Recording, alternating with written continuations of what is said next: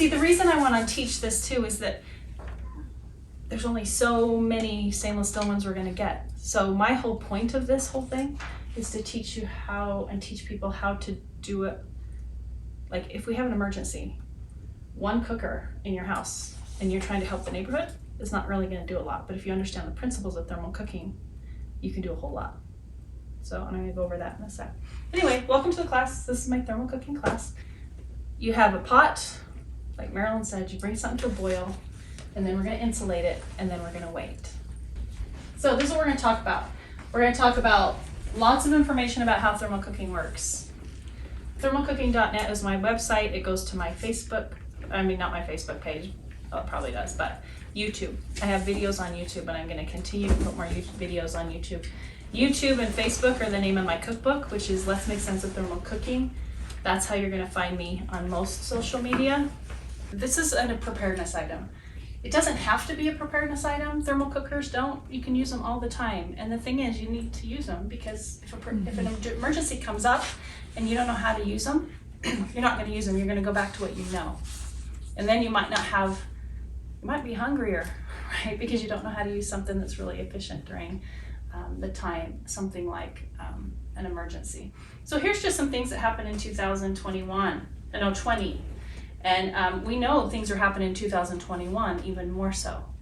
We've had crazy things going on this year too. Not to mention I didn't even put a pandemic on there because I only had 4 spaces. One of the things I do is I go to Kenya. I'm going to talk a little bit about that. This is my ladies in Kenya, and this is, I have a Hope Sack certification. This is a Hope Sack, and we're going to talk about it right here behind me. And it's a thermal cooker that I designed for charity. And we're going to talk about my whole story with that. But this is just a quick picture of the ladies, and they are doing a Hope Sack certification. And I think they know how to use my cooker better than I do. I mean, they're awesome. It's in Insulator, Kenya. And you can see all these here. And that's what we were doing there, is we were just getting ready to, anyway, that's what we were doing. So, do they sew the bags? They are sewing them now, but at this time, what I did is I set up a humanitarian projects with Relief Societies, and then we would make them here, and then I would take them like this. This is a kit, and they stuff them in country. So we fundraise for the batting, and we fundraise for the pots, because most women don't have pots with lids. So we get them a pot with lids. So anyway, it's cool. So we want to prepare ahead and practice. That's what I just said. I get ahead of myself all the time. So fuel sources is something you need to think about. People say, well, how does it heat up, right? They think it has a hot pot pack or something in it. No, there's nothing in here that's going to heat up. This outside part is just an insulator. That's all it is. So that's basically the bean thermos bag. that you put soup in your thermos. It's a Yep, thermos. it's a thermos. And this is your pot. So you've got to have something to heat up your pot. Whatever heat source that might be, it can be a fire, it can be a stove, it can be an oven right now, because you're going to practice, right? So you can use your oven. You don't have to not use your oven. And you can use, one of my favorite things for preparedness is a rocket stove. Love rocket stoves. So basically, you all know what a rocket stove is. A rocket stove is basically a stove that's insulated on the outside. You put kindling and small twigs in one part of it, and it forces the heat up. It's just like a thermal cooker. Maybe that's why I like it so much, is that it's insulated, it forces all that heat up, and it's super efficient for only using kindling. The same as a volcano. It's different. And my favorite brand is Silverfire. They have the nicest one I've ever seen. And they're awesome. And I'm going to show you what the women in Kenya do, because in a way they use rocket stoves too. So when I get that far, I'll show you. So thermal cooking, people say, what's retained heat cooking, or what's thermal cooking? Thermal cooking came around in 1988 because the Shuttle Chef came out, and Thermos, it's a Thermos brand, they decided to name it a thermal cooker. And that's where that came from. Before then, you would see like a Wonder Oven or a Wonder Box, and that's what this is right here. In the 1940s, what happened with electricity and all that stuff is electricity had taken hold, is they came up with the crock pots. And the crock pot was created, and then people moved away from fireless cooking, which is what this is called, was called in the early 1900s. And so then we just got used to crock pot, because these are like a crock pot without a fork. Okay, so there's 3 types of retained heat cooking. The first one, earth ovens, pizza ovens, that type of thing, okay? So what those do is you're gonna put your, you put your wood or whatever inside, and you heat up the outside, right? Which is, it's gonna heat that outside up, so it's nice and nice, really, really hot, and then you're gonna slide your food in and that's what's gonna cook it. And it's the outside, the heat's been retained in the outside that's gonna cook the inside food. This is where you can cook cookies. Don't try and ever cook cookies in here because it will never, ever, ever, ever work. Ever. So. But you've done bread. I've done bread. It's not crispy bread. It's crustless bread. Still. But you can still make bread in a thermal cooker, and I'm going to teach you how to do that. But if you want something crispy, this is the way to do it with retained heat cooking. You also have pit cooking, right? We talked about cooking a pig under the ground in an emu. That's that. Or pit beans. They cook those in the South. And so you're going to basically do the same thing. You put your rocks and your fire in, and then you're going to place your cold food inside and cook it after you trap the heat inside there. Thermal cooking is different. You're basically utilizing the heat that so you heat up your food and you're utilizing that heat that you have put into that food to continue cook the food and to trap that heat inside by insulating the outside. So it's a totally different concept than the other two. Okay, so people always say which cooker's best because I have lots of thermal cookers. In fact, I bought a Tiger. I found a Tiger brand the other day, which I've never really seen one like that anywhere around here because they come out of the Orient and they're hard to, you just don't find them here. I bought it. Why do I need another thermal cooker? I don't know. We need all of them. We need all of them. It's your thing. It is my thing, and so I can bring it to a presentation and I can show people what's out there. That's why I bought it. I bought it for everybody else. I didn't bring it today because there was no room in the car, but I would have brought it today if it was more important to bring inventory. So, Yeah. So which one's best for you? It depends on you, right? If somebody has to have the best of the best out there, they're gonna go get a vacuum sealed one. That's what you're gonna get because a vacuum sealed is gonna be the best, most efficient one, and you're gonna pay a pretty penny for it, right?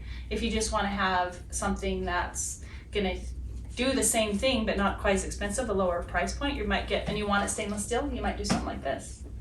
If you want something that's gonna last the most amount of time, and you don't care that it's not stainless steel or something, you're probably gonna use a hope sack or this nice thick oven box right here, because these two were the most efficient ones I tested as far as efficiency, and that's because I've got more insulation. Right? More insulation is going to be more efficient. And then if you don't want to spend any money whatsoever because you don't want to have to do that, or you have a lot of people to feed, let's go find a bunch of coolers and blankets and pots. Okay? That's another way to do it. There's no people, you can do this. Here's a picture of a whole bunch of different ones. All of these, a Dutch oven, right? Bury yourself a Dutch oven. We all have Dutch ovens. I mean, there's ways to do this in emergency. In fact, this picture I took right after Katrina hit. And I was reading a post and this lady said, people have brought over their wheat grinders and we are just making bread for everybody because her house was up high and everybody else was flooded. And so she's like, we are just, making bread and everybody's working together and we're doing all this stuff and getting together and helping the people. And I said, okay, I teach thermal cooking. So if we had something happen here, what would I do? And I thought, how many thermal cookers could I come up with? And almost instantly, as I walked around my house, 22. Not thermal cookers like this. There are 22 ways to facilitate retained heat cooking with what I found in my house. You can see that I have, this is just a basket with blankets. There's a hope sack, a wonder bag, cooler, here's the Wonder box, some Dutch ovens, and then these are some different brands of thermal cookers. And I only represented one, even though I have way too many of this brand. Just so you know. But anyway, but my point is I looked at that, I figured out how many people I could feed, and I could feed a lot of people with that. 300 people, 350 people, easy. If I was gonna just make something, let's say that I was gonna put something in here like just a simple water-based soup, and people are hungry. That's not gonna go as far as if I go get some beans and make something really hearty, right? With some meat and beans and make it hearty, and I put it in there, it's gonna feed a lot more people. So that's another thing. You think about preparedness and the food you're cooking for people. In an emergency, you want something to be hearty, because you can also, another thing about the density of the food in the cooker, you can put it in the morning in the morning and it's gonna stay in there all day long. And then when you open it, it's still gonna be hot 8-10 hours later. So another beautiful thing about a thermal cooker is, let's say you're trying to cook for a lot of people, but in an emergency they're coming in different pockets of people, right? So you just open 1 or 2 based on how many people are coming in. You're not cooling down all your food. Everything else is still sitting in a thermal cooker staying hot, and you just grab one of it and open it and feed the people that are there. Okay? So for preparedness, it's just Endless. Endless. That is an awesome word for that, because it is. My mind just goes and goes and goes when it comes to that. So we're going to talk about do-it-yourself type options, creative, how to be creative, making your own, and buying them, what's out there and what's available. Okay, so let's talk about do-it-yourself. This is my number 1 do-it-yourself type of thermal cooker to use. Let's just get a cooler. This is some tips to using a cooler, though. You want to put the blankets and push them down, right, into the bottom. And then I lay a towel out over the top of it, and then I'll take my boiling food and set down on top of the towel and wrap that towel around it. And then I'm going to pack blankets in around the top, all the way to the top of the box, and close the lid. I want as much insulation as I can get in there to maximize efficiency. You're going to hear me say that a lot. Maximize efficiency. The reason I put the towel in is because it's a cooler, and the chances of it having you picking it up and taking it, or it has wheels on it and you're tipping it, right? You could spit it, it's less spilling, it's less you have to clean up those blankets. You're gonna have to clean the towel a little bit. You wanna be real careful not to tip it too much, right? If you're gonna pull it somewhere, or just leave it sitting there and your towel will be clean when you're done. But that's just a way to help it stay clean.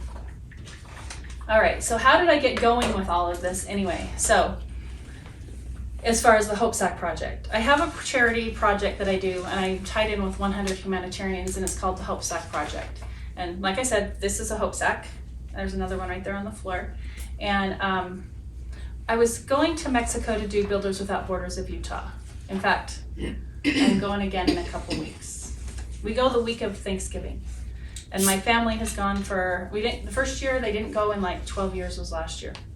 Yeah, I've been twice. I can't say I go every time because I didn't, but now I do. I've gone, since my divorce, I've gone twice out of the 3 years, I think.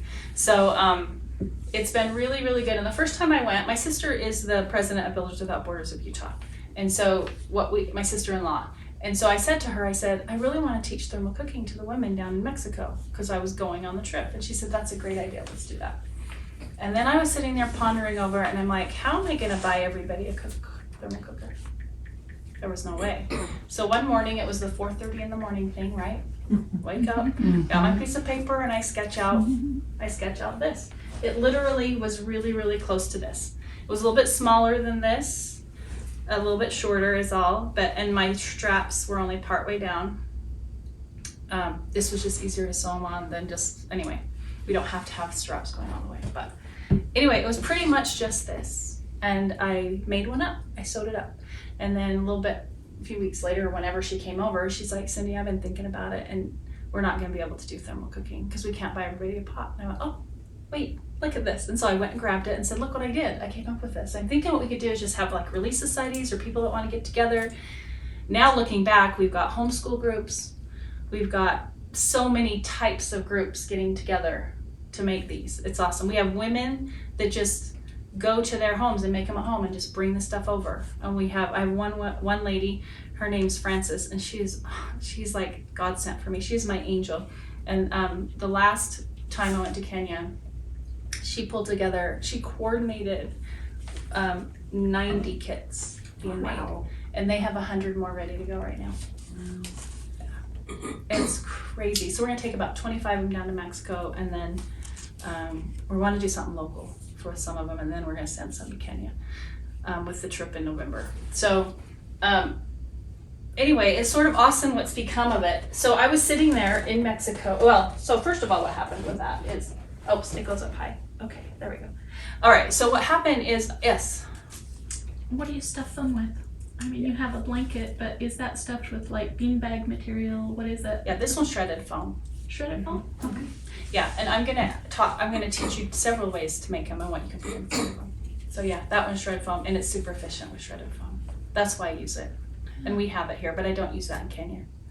And I don't think we're gonna use that in Mexico this time either. So, but I'll go over that in just a second. That's a great question.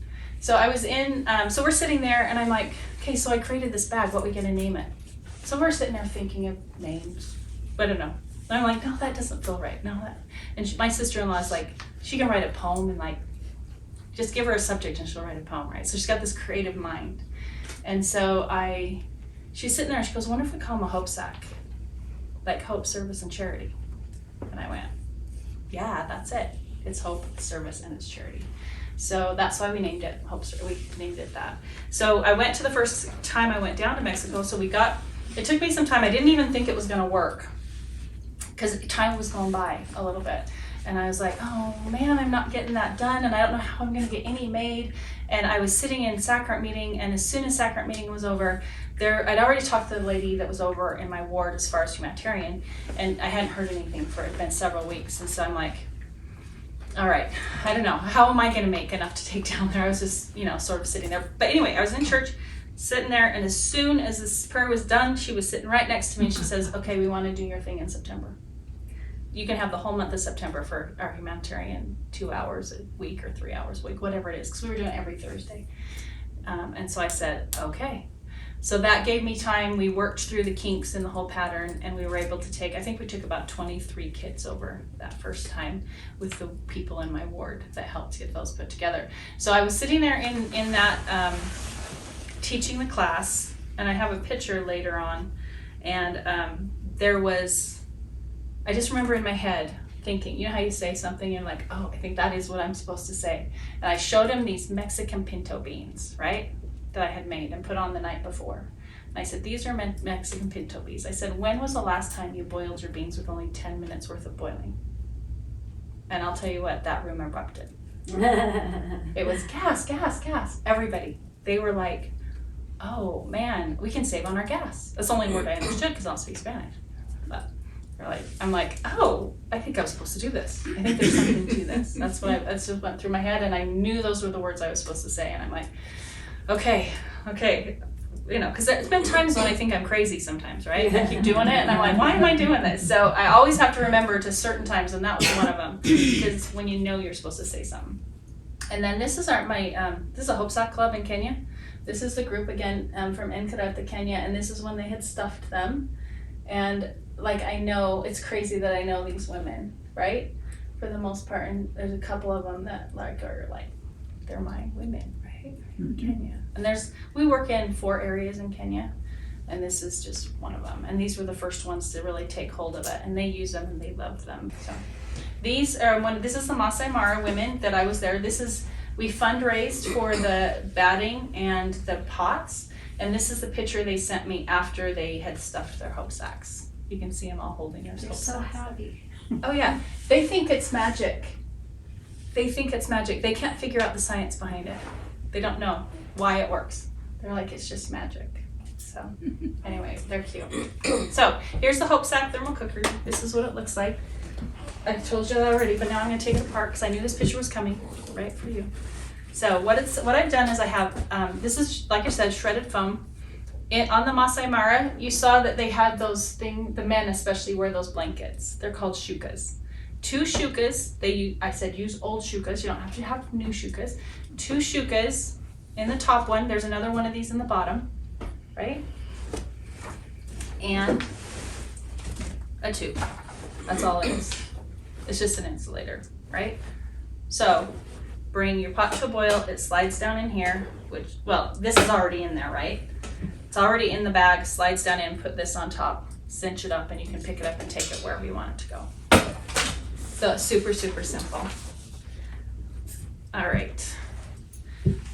In the, for here, the women are so worried that they're gonna get their hope sacks dirty. I'm like, don't worry about it. Oh, in Kenya, this part, that's where we fundraise batting, right? So this part's batting, because batting's sort of expensive.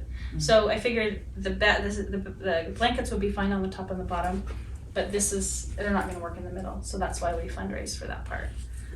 Here, I do the whole thing in shredded foam, but I have some in others. You can use scraps of fabric, like leftovers in this, and that works too. It's heavier, makes it heavier, absolutely. They worry about it getting dirty, and I get it, but I'm like, just let it be dirty and wash it out, whatever.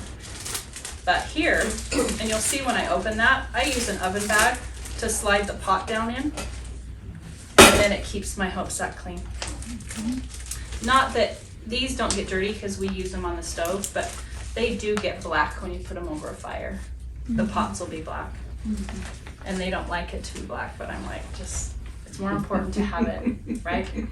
I have a video pattern that I have available on my website. There's only a couple things as far as, I'm just gonna let you know what sort of resources I have, and then you can, you go from there. But on my website, it's called the Ultimate Combo Course or something, and it's got 3 courses, and I'm just gonna explain to you which ones they are, and buy it off of if you decide you want it, buy it off the front page, because it's half the price of if you go into the online store. Because I did a class and I'm like, I'm just gonna have a special, and so I marked it down for all 3 courses, and then I haven't taken it off. So is that how to make the bag? Okay. And I'll explain all 3 courses as we go through this. It's a course on how to actually make the bag. So the hope sack, what it is, what supplies you need. I step by step show you how to do it, like that. Right? Cool. Okay. All right. Let's talk about stainless. Oh, before we talk about stainless steel cookers, there's other cookers, and I don't know for sure where my slide is.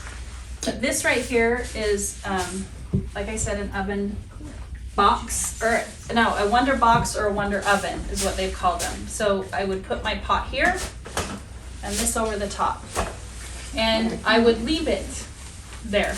These have the little beads in it, and I would definitely just not move it, because the first time I ever used this, I didn't think it was very efficient.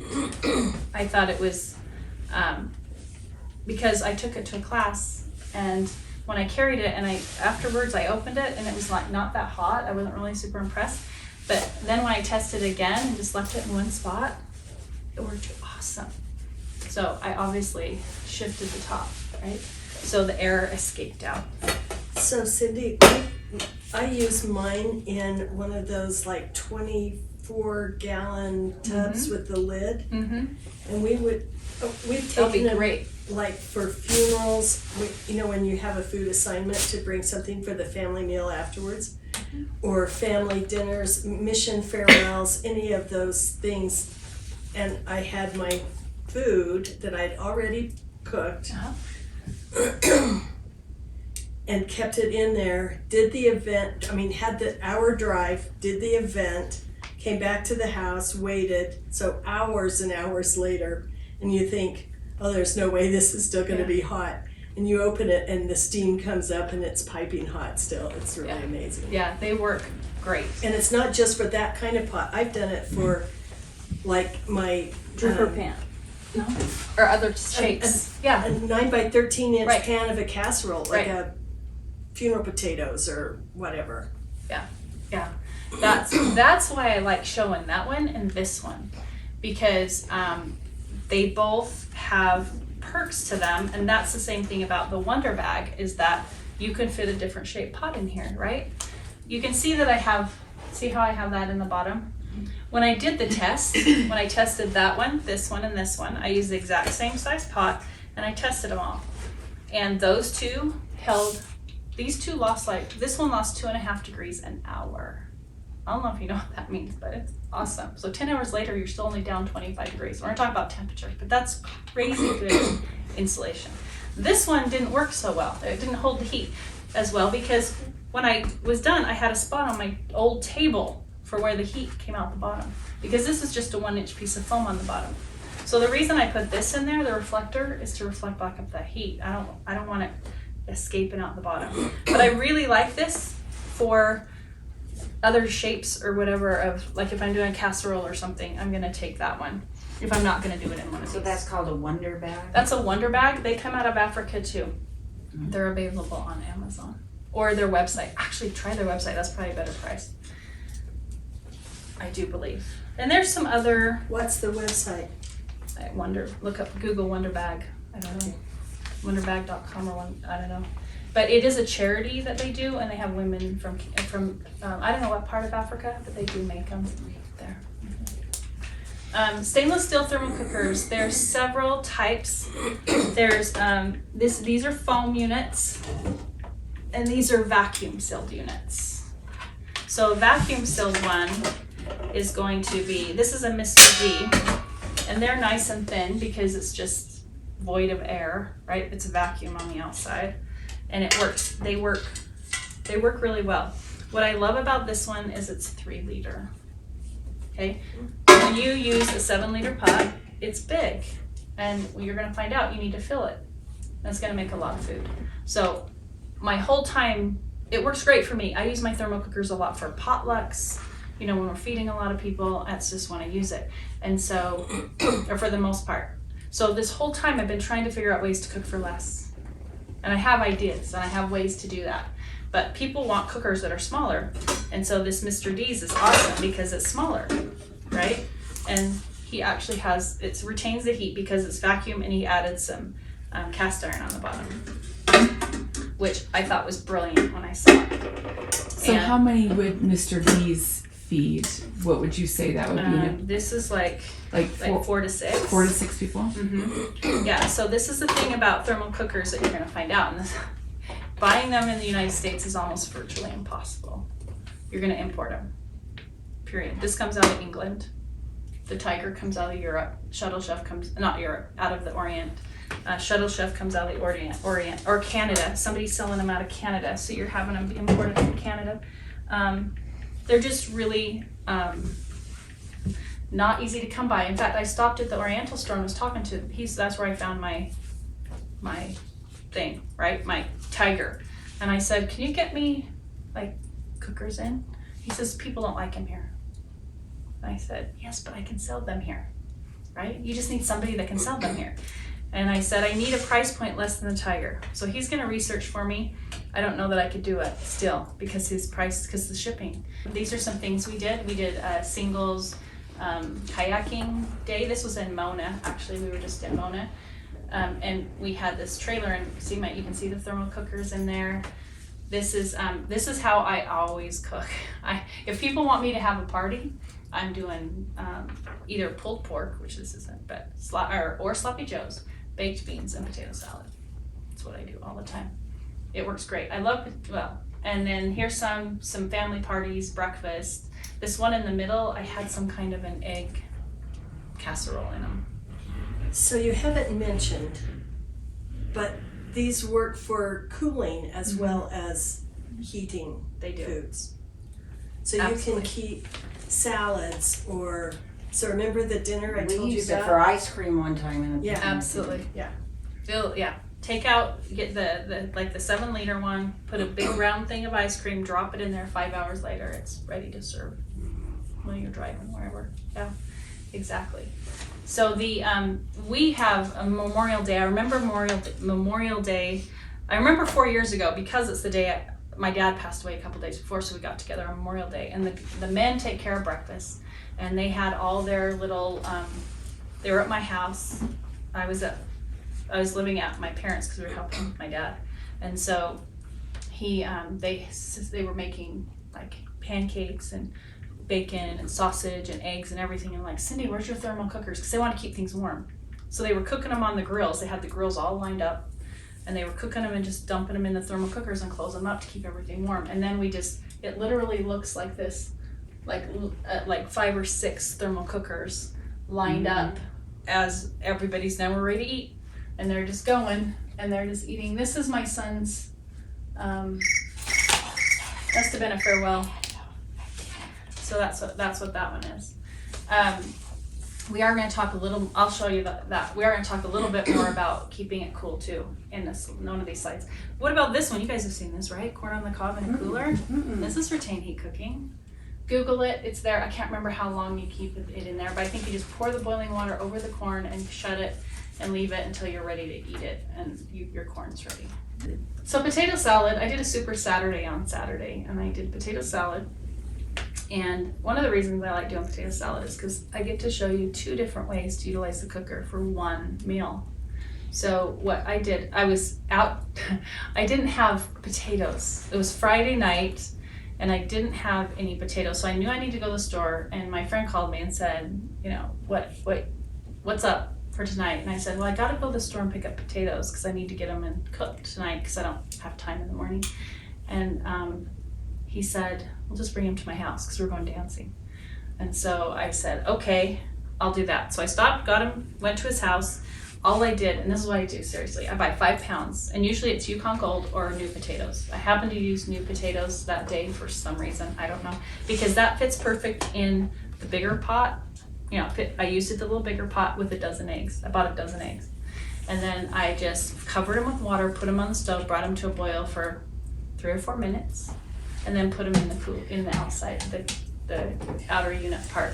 And I just left them there for maybe 45 minutes or an hour, and then I strained them, and I put them back in the cooler and left them until we got back from dancing. Do you drain the water off before the eggs and the potatoes are done cooking, or are they done at that point? After the 45 minutes, they're done, Okay. right? Pretty much done. And it could be an hour, whatever. If I'm cutting them up to make mashed potatoes, a lot of times I'll cut them in chunks, put them in here, bring it to a boil for, actually I don't even need to boil it, maybe a minute. You know, just make sure it's boiling really well. And I put it in here for 25 minutes, take them out, strain them, and then my potatoes are ready to go to make potato salad.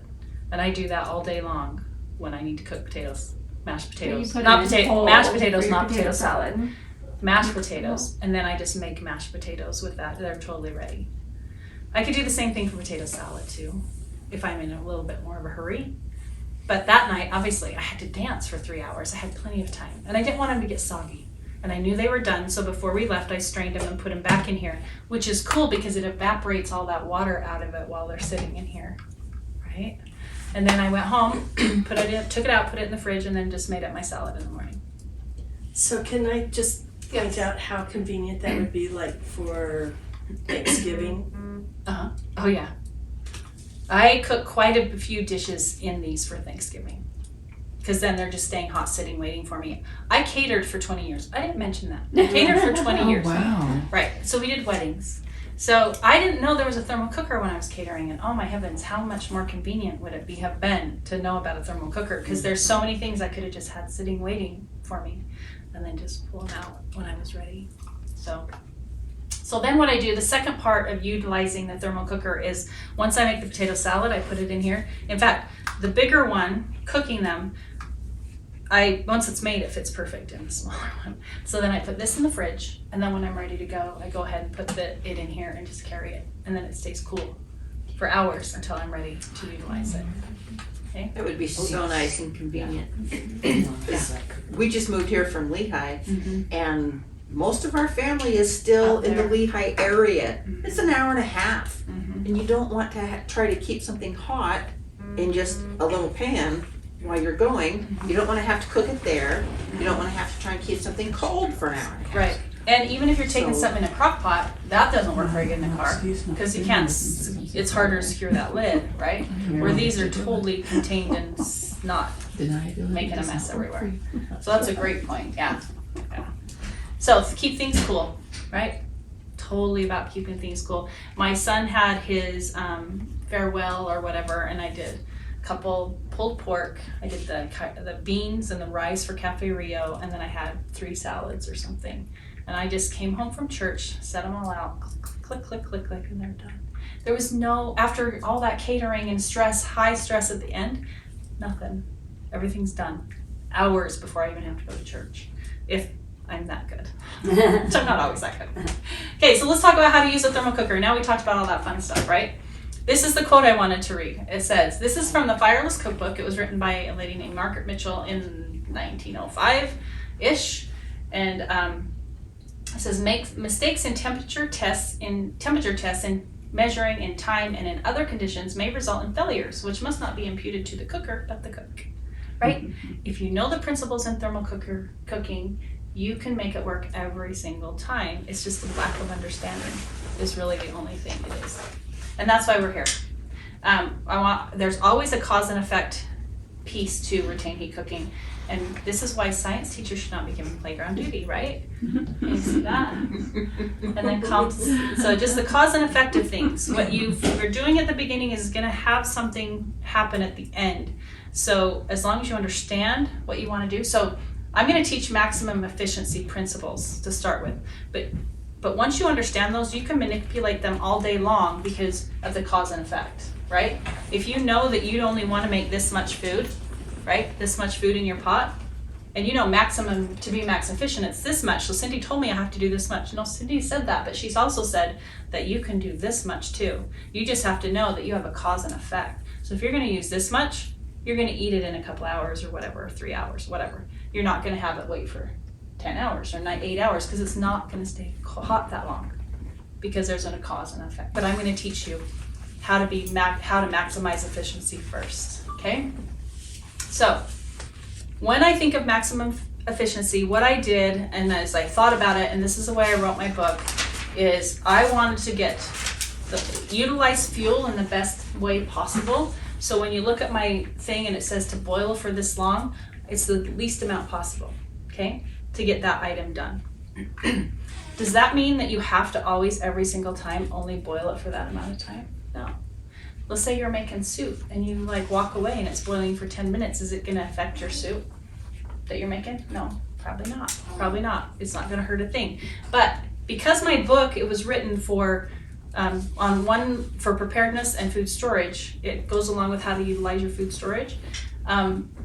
Fuel was an important piece, so that's why I have it. Also, I wanted to make sure that my food would stay in 8 hours at least.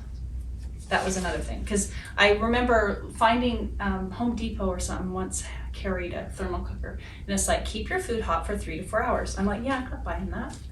Why do I want to only I can keep it hot for 8 hours, that's what I want. So it had to stay hot for 8 hours and the fuel had to be efficient. So there's 2 do's, and something must come to a boil. That's just it. You're utilizing temperature, something must come to a boil. Know what your temperature boiling point is at your ground level. That's a handy thing to know. And the pot needs to be 75 to 80% full to be maximum efficient. Okay? Because it's all about thermal mass, and we're gonna talk about that in a minute. There's 2 don'ts. One of them is don't put anything frozen in. Okay? If we're making soup on the stove or something and we drop some frozen meat in there, that's all nice because we're going to cook it for a long time and it's eventually going to defrost. It's just fine if we want to do that. But you do that in a thermal cooker, you're not going to get that all cooked through in 3 minutes or 4 minutes. And so what's going to happen as soon as you take it off and put it in here, that cold is going to go out and it's going to cool right down that soup, and it's not going to cook for you. It's not going to make that meat tender. And the other don't we talked about as far as no peeking. Just like in the thing when I carried that in a basket and I shifted that lid, right? Mm-hmm. I was peeking, so don't do that. All right, principles of thermal cooking. We have thermal mass, insulators, temperature, and timing, and we're gonna review all those. The thermal mass, there's a whole little definition of what thermal mass means, but for me, it's the amount of. Okay, it's the amount of whatever I have inside of my pot. That's my thermal mass. So the basic principles of thermal mass is you have something cool, so I put my food in there, I'm gonna put heat into it and it's gonna heat it up. And then I take it off the heat and the heat's gonna go out, right? That's just the nature of it. You take your food off the heat and it's just gonna go away. With thermal cooking, what we're doing is we're adding another principle, and that of insulation. We're gonna insulate that pot. So now you're gonna put your food back in, you're gonna heat up your food and get the heat back in, but you're gonna put an insulation around it, so the heat is gonna go out at a slower rate. That's basically what we're doing. So here we have 2 cookers. They look exactly the same, but our pots are different sizes. Okay, one's big and one's small.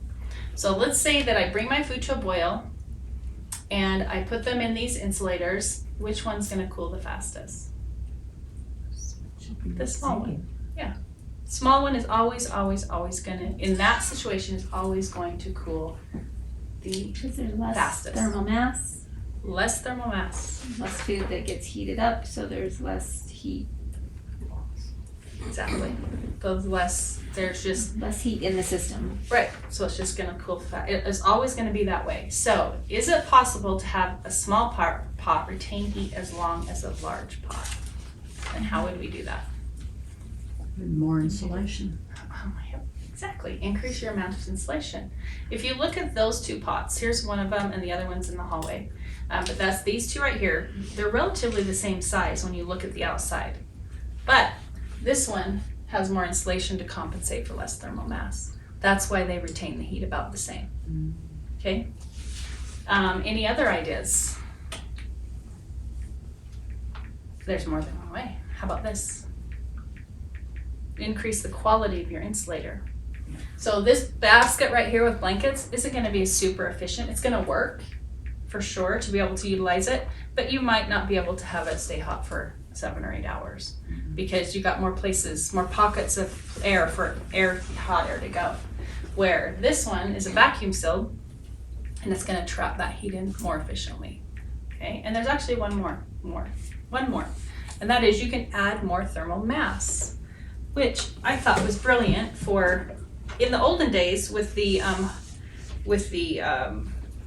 hay boxes. They used soapstone. They would heat up soapstone, put it in the bottom of their in their box, and then set their pot on top of it with their hay around the outside, right? And that increased the thermal mass. That's what Dave did, right? He added cast iron to the bottom of this pot. This pot with 3 liters of mass, which usually would cool down relatively fast, will stay hot like 7 hours in here, which is good. It's a good thing. And that's just a regular, like a super water or whatever, stay hot in here.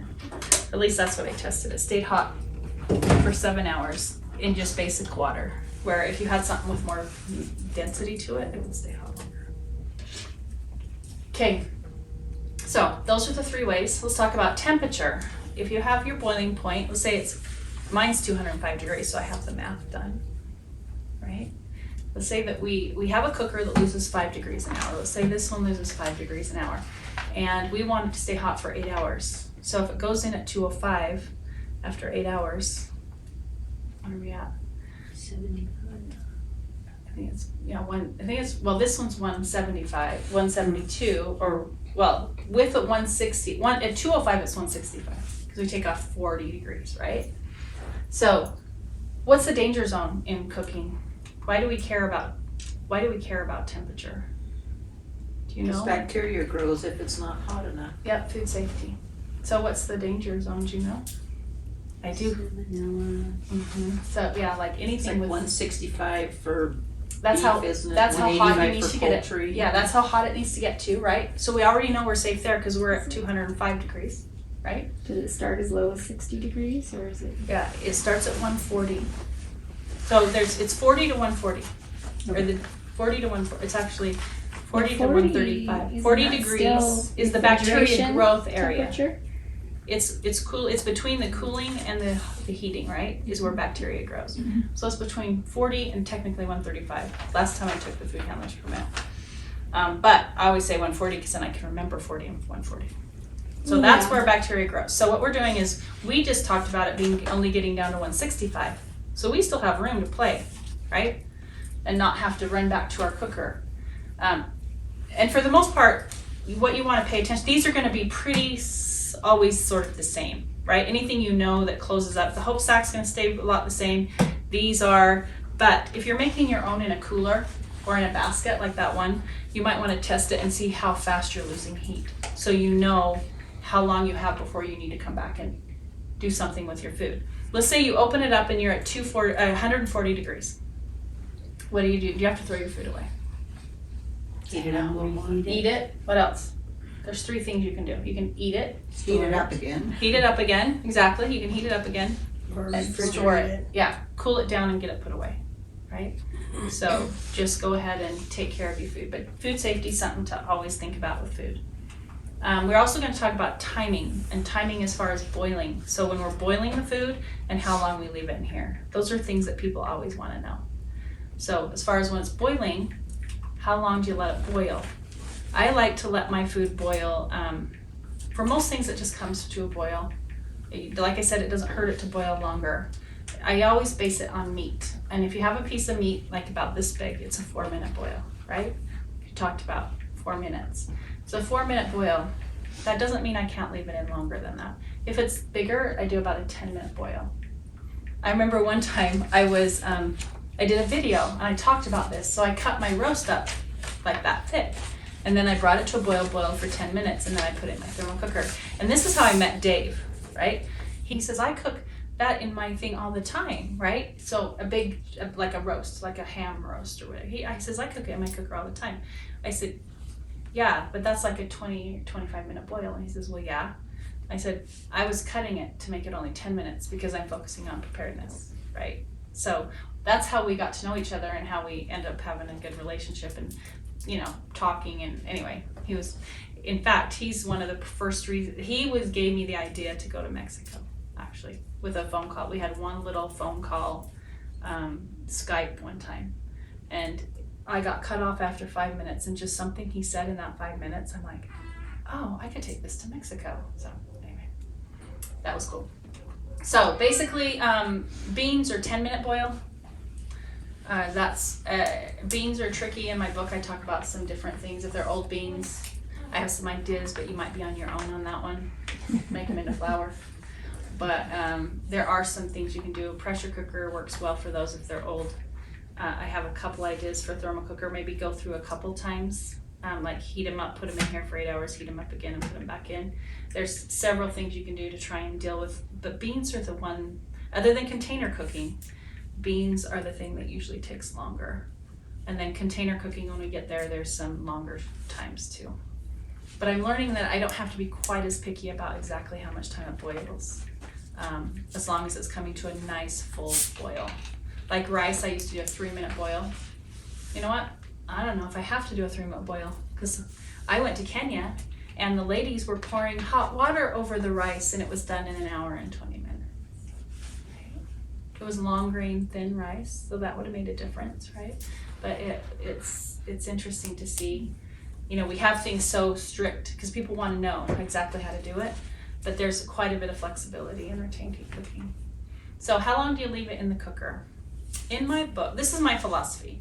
If I am going to make some food that has to be done and probably cooked in less than 2 hours, hour and a half, I'm probably not going to use my thermal cooker unless I'm prepping potatoes or something, right? I'm probably not going to use it because it's just as easy to put a pot on the stove and make it because I got the time where it's going to not be a problem. So that's why my book, it says leave it in there for 2 to 8 hours. Everything's 2 to 8 hours. It's because you get to choose. That's the beauty of a thermal cooker, is you seriously get to choose when you want to open it and eat it. So it's done in 2 hours, but it'll For the stay most hot part, for 8. For the most part. Something cooked like a roast that's bigger, I'm going to leave that in 7 hours just because I want to make sure that it gets through and it's cooked slowly over time and then it's tender, right? But yeah, for the most part, unless there's something big in the inside, I'm just leaving it in 2 to 8 hours and just opening it when I'm ready. Beans are 5 hours. There's a few things, but not many. And it's experimenting, guys, just experiment. So container cooking, we've got bread. When I used to first do these classes and I pulled bread out of my thermal cooker, I got gasps from people. They could not believe that you can make bread in a thermal cooker, right? Or we've got, these are potatoes. This, oven bags, have oven bags in.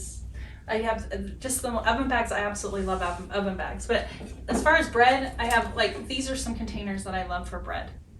I love this because it's almost looks like bread. What I would do, something has to come to a boil, right?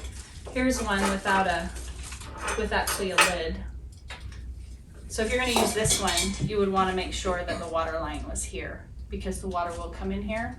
It's water not line sealed. is where? Is here. Below that line. Below that line. So that's why I use a trivet. By the way, trivets just came in. I haven't had any of those for a long time. When I'm going to make bread, I'm going to put my bread in here or here or here, and I'm going to put it inside my pot, and I'm going to put water around the outside. I'm going to bring it to a boil because something has to come to a boil. Thank you for that point. Okay. Something has to come Makes to a more boil. sense now. So if I put this on here, right, if I use a trivet, then I'm going to maximize efficiency. I'm going to use trivet for one of these too, if I, because that's going to work with a trivet too. This one doesn't fit in here. It has to go in the big one. My favorite containers mason jars. I use all different sizes, and I like them mostly wide mouths. If they're just so that there's not a neck in them, because these I can fit quite a few of these in a cooker, and then I put water around the outside. I'm not cooking them. I'm cooking them. I'm not like preserving them like if I was using it as a cooker. I'm just using it to transport food and to cook the food. So I could do a couple with like shepherd's pie, and a couple with a dessert, and a couple with some vegetables, and maybe some little bread rolls in there. And then I've got a meal. I put water all over it because these are they're sealable. Put water all the way to the top. Bring it to a boil. Boil these for maybe 15 minutes, and then put it in the cooker and go. And then I've still got So food that's a hot way to for do smaller serving sizes. too. exactly everything for container cooking. Container cooking is about smaller cooking sizes and cooking things that can't come to a boil. It fixes both of those problems. So if you have the big 7 Mm-hmm. liter, you could just use a couple of the jars in there with water around it to make a smaller serving. instead of the Absolutely. big You just one. put your Absolutely. food in the jar, put the Mhm. jar in the pot, Mhm. put boiling water around it. Well, you put cold water around it, because I'll tell you what, right now you're gonna break your jar. I've done that. Right? I put it in there with the boiling water. What I'm gonna do is I'm gonna put cold water over it, bring my water to a boil. Okay, Do it On that the way. stove or on the your- stove. Yeah. on your rocket Yeah. stove or whatever. Yeah, or on your stove in the kitchen or whatever, and you can use any sizes. With a bigger cooker, I can do like a combination of 1 cup and a 1/2 cup jars, and 1 cake mix fits those almost exactly. And then you've got cupcakes. Can the glass be right on the pan bottom, Yes. or should it have a trivet? No, it can be on the bottom. Do you I've have tried to, that. do you have to spray your glass or Yes, your pans or yes. anything? Spray with what? With Spray, like I Pam? use something to, it depends on what you're making, but I usually spray it with some Pam or something. On the inside. From the inside of this is all, and so that it falls out easy. Yeah. So the bread comes out or the cupcakes come out or anything like that. I don't usually do it if I'm doing a casserole or something. I don't worry about that. It's not a big deal. And how easy are these to clean up then? Say if you've done your casserole or you've Yeah. done a beef stew or something. Nothing's burnt. Not gonna burn it. If you don't burn it going in, it's not gonna burn. It cleans up really easy. Because usually the problem with things like that is you burn them, right? Yeah. So it's really awesome that way. I like it, and I love these. These are snapware. They're the glass ones with the little snaps on the side. They're not gonna last forever, and you want to be careful taking your stuff out. But 2 of those will stack in a big one. You can just find them at Walmart or Smith's Marketplace or whatever. But they stack and they're sealable, and they're a little bit bigger. They're 4 cups, but you can do the same thing with mason jars. So when it comes to oven bags, I love oven bags. You can make a different meal every night in oven bags, because let's say I put potatoes at the bottom of my pot, and then I get my oven bag and put my meat with some kind of sauce, whatever kind of seasoning. You can do something different every single day. You can change up your meat, you can change up your seasoning, and then it goes on top of the potatoes in here. And then I put my vegetable in here. That needs a 10-minute boil, okay, with the meat over the potatoes, because we want to make sure that meat's cooking. This goes on top, and that's nice and hot. You get that boiling, goes in your thermal cooker. Now you're 5 or 6 people you're feeding, 4 to 6 people you're feeding with that. And you're not feeding a whole bunch of people, and you can change up the vegetable, the meat, and the sauce every day and have something different every day. Sweet potatoes, regular potatoes, whatever. It's awesome. Totally doable, huh? I know. It's not a big pot of soup anymore. Isn't that cool? Because you didn't know about this one, did I'm you? loving it. Or did you? You Yes, might have seen yes. it. I'm loving this because I'm seeing people who are new to this and are like, oh, this is cool. That's how that works. Exactly. It's awesome. So now this pot that you have right in front of you goes in this particular cooker, and that's the smaller cooker. This is a 5.5. Yes. So the what you have in front of you, this is the 5.5. Yes. And then what does a 7? How much does that feed for people? 10 to 12. 10 to 12. Depending, but that's if you're just gonna make soup or something, right? Because it's 7 liters. If you have sloppy joes or baked potato or potato salad or something, you're gonna feed 30 or 35, right? Because they're only gonna take a little bit and put on their plate. You haven't met my family. But, so you do it based on your family. So here's the 7 liter, thank you, I knew she was going for the 7 liter. You are just ask and you receive from She Pam. is. That is how it is. See the difference? There's not that much of a difference, is there? Just 2.5, a liter and a half, right? 6, yeah, a liter and a half difference. So, this one, the deluxe comes with a heavy bottom pot in here. This is the only thing that makes this, like, I'm a deluxe girl 100% because this pot's heavy. Okay? In the regular 7 liter and in this one, they don't have this. So you can tell the difference, right? You can hear the difference. You just gotta be careful. Just cook things slow in this so you don't scorch it. But it still works, you're just careful. You have to just be a little carefuler. More careful. More Heavens, more careful. Oh my heavens, me and my English. This is the thing, I have videos with lots of information on there. On my website, on my YouTube channel, on my website, you can find them there too. Last year, I went ahead and I brain dumped. And so this is the second piece of that one I told you, that ultimate course collection thing combo. I have an online course and it is 12 lessons of like everything I could think of about thermal cooking. And it's it's like step by step. I have PowerPoints going through. I have like, you can see that here's a PowerPoint. I'm talking about container cooking here. And here's like background, how it works, cookbook, just timing, every single thing I could think of. And what I really like about it is I also could make links to things like handouts, recipes, and videos. So see this all-in-one pot video right there? That's that one I was talking about with the oven bags. Just mixing and matching all those. And here's another page of how to do bread in the thermal cooker. So you can see I'm in the corner because I switch back and forth between my PowerPoint and. So anyway, I made this whole course so that it was easy for everybody to access it, and it's part of that combo. And I think the combo is less expensive than buying the course outright from the other page, just because. So, benefits of a thermal cooker. Here's Mexico, when I was teaching, and they were like, they love gas, right? So these are the people that were like totally excited. You can see we actually ended up, this is probably the second year after, but we had a sew-a-thon that we set up in the back, and they went over and made them all one after. Because we do sew-a-thons in Mexico too. Okay, so this one right here, this is Kenya. The first trip to Kenya, I went in November 2018, I want to say. So when I went to this, we were setting up garden tower, a couple of garden towers, and they said, Cindy, you got to come into this kitchen. And because they wanted me to see a kitchen in Kenya, so I'm in the kitchen. See, they're rocket stove. It's basically a rocket stove, right? It's all built up with a place to put your kindling, and the pot goes on top. She was making us tea, and I walked in and I went, okay, it was a hot day. I knew it was going to be so hot, and it was so hot in there. And then up above here, right above here, you can see there's a little bit of light right there. There's a little window. It's only about this big. Okay, so there's the window, and about 4 feet out, 3 or 4 feet out, there's the stove. We're sitting on this side in an end cove that looked like a bigger bed for two. And on this side, the other side, there's 2 little end coves built in that had 2 beds in them, right? You can see we're sitting on mud, right? By the way, the women make them there. They make the huts. We make the huts.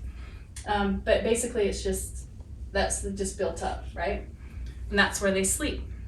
And so it was smoky in there, and I knew it was going to be smoky in there because there was a fire going in there, and it could hardly breathe.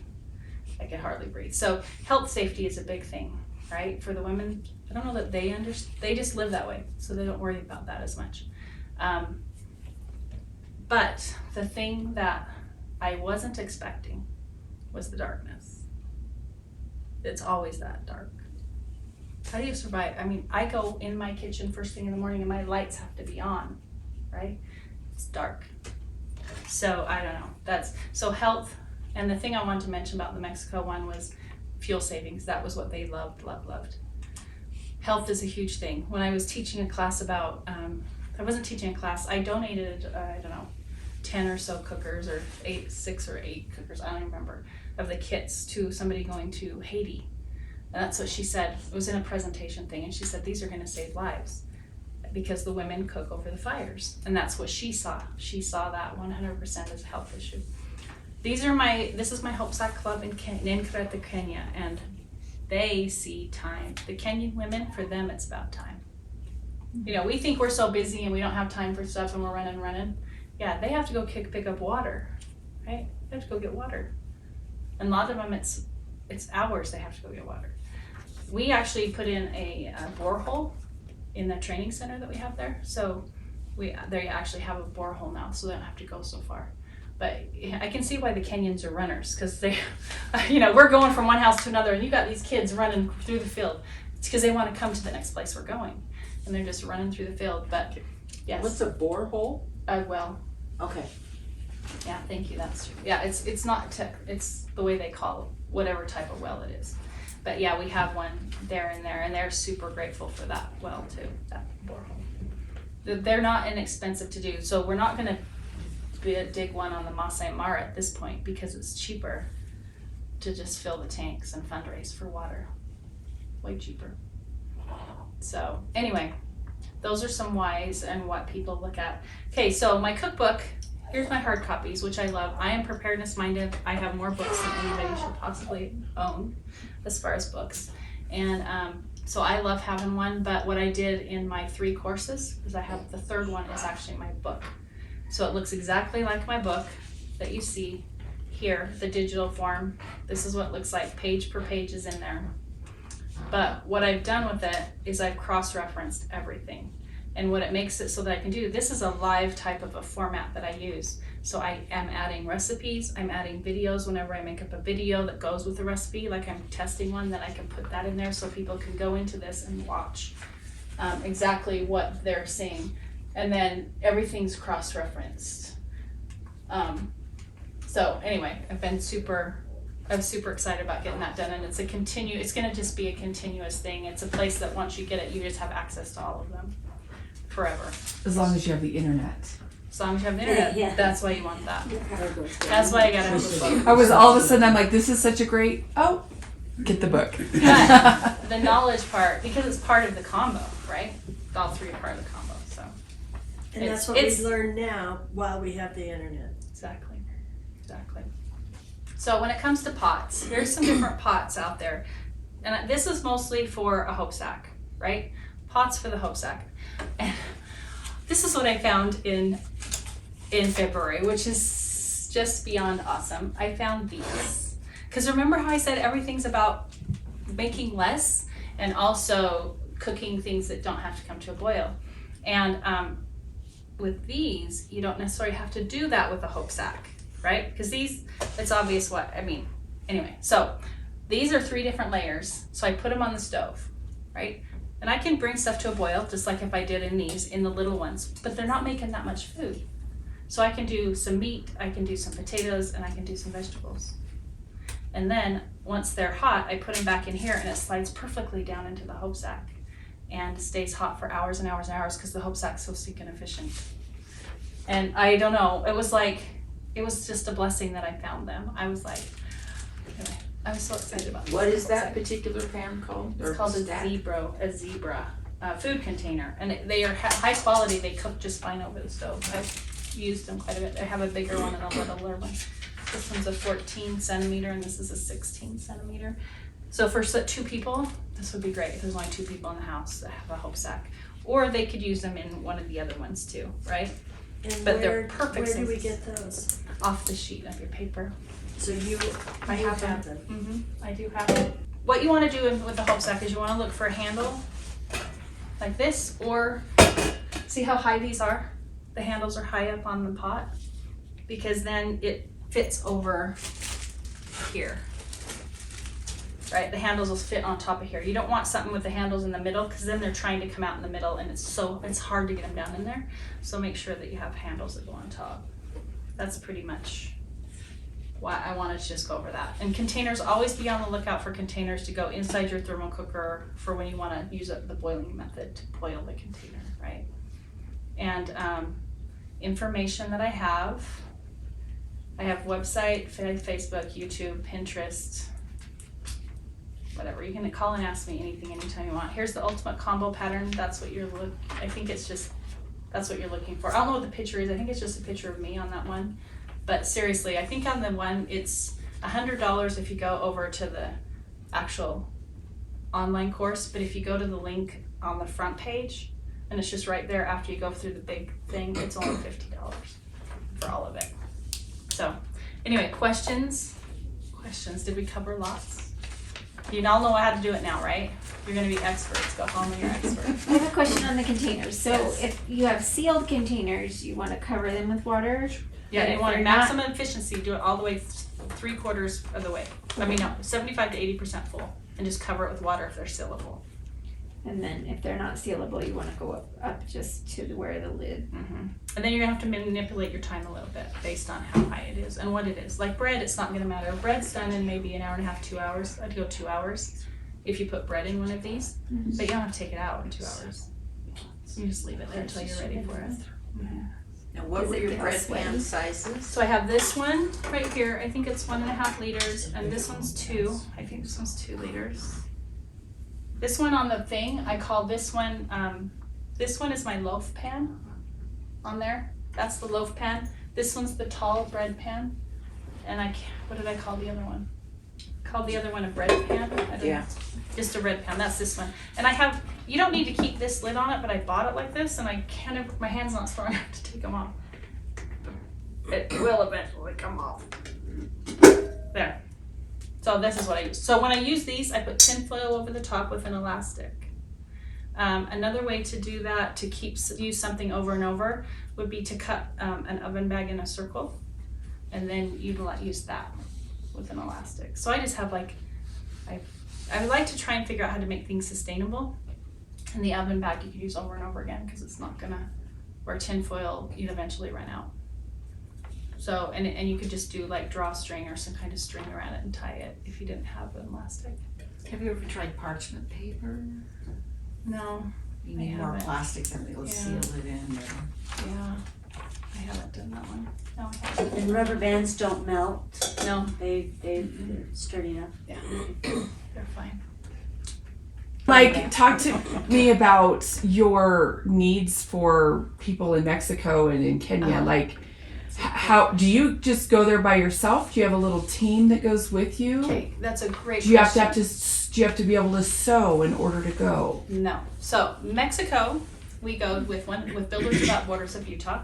We go every Thanksgiving week. So we leave Friday before and we get home the Saturday after Thanksgiving. We do projects at the church during the time, and then we have teams going out building houses. What we do is we go over the church because they let us use the church, and then we do different projects. So we do a food project, bring in food, and then divide it up and then people come and get it. And then we're gonna teach them about garden towers. We're gonna do the garden tower project this time.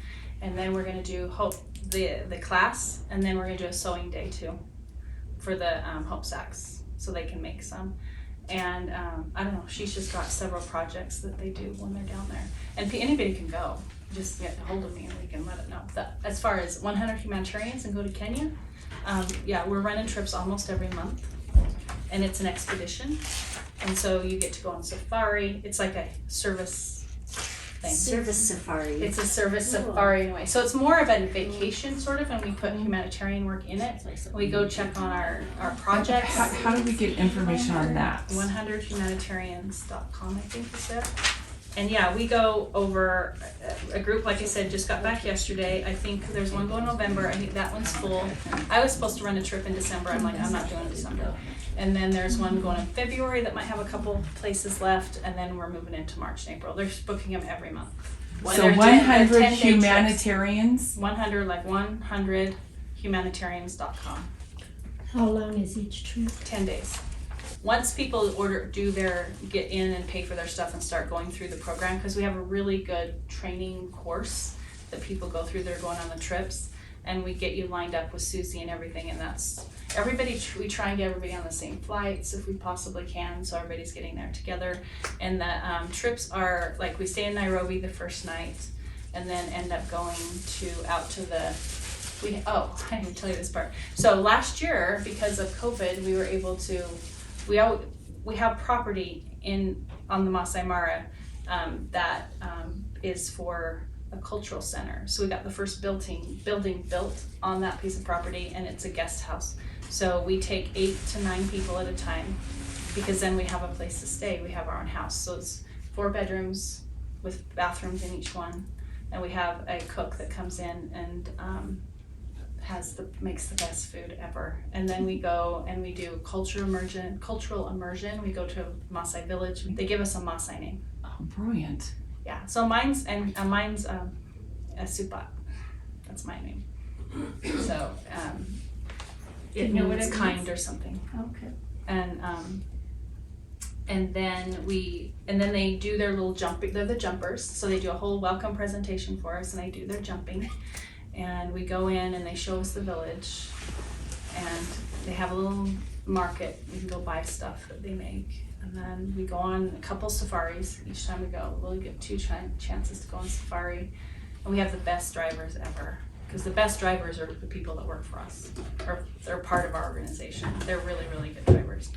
And then we just do whatever projects. We're putting 100 garden towers into a school right around the corner from the guest house. And so we're doing 10 each time. And the kids come out and help. And they're planting trees too. And then they just interact. All the kids are speaking English, right? They love talking to Americans because they like to touch it because your skin's a different color. That's so weird. My hair, can I touch your hair? Because my hair is like crazy white. So anyway, it's really an awesome experience to be able to. So what is the steamer pan? Oh yeah, steamer pans are right here. There's only 3 in existence this size. So it's so that you can steam things. So you can be cooking something on the bottom, and then you can put this on top and steam your vegetables.